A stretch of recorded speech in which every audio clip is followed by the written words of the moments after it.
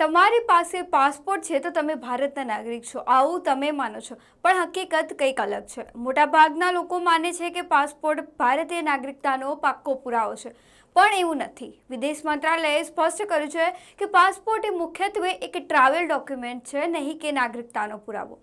તો હવે પાસપોર્ટ, આધાર card, PAN card શું છે તમારી ભારતીય નાગરિકતાનો અંતિમ પુરાવો?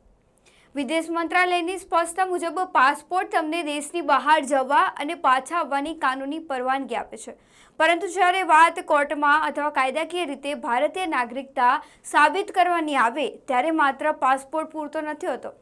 ખાસ કરીને 1 જુલાઈ 1987 પછી જન્મેલા લોકો માટે માતા પિતામાંથી કોઈ એક ભારતીય નાગરિક હોવું જરૂરી છે.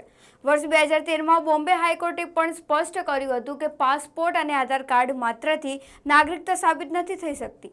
અરજદારે કાયદા મુજબ એ સાબિત કરવું પડે છે કે તેના માતા પિતા ભારતના નાગરિક હતા.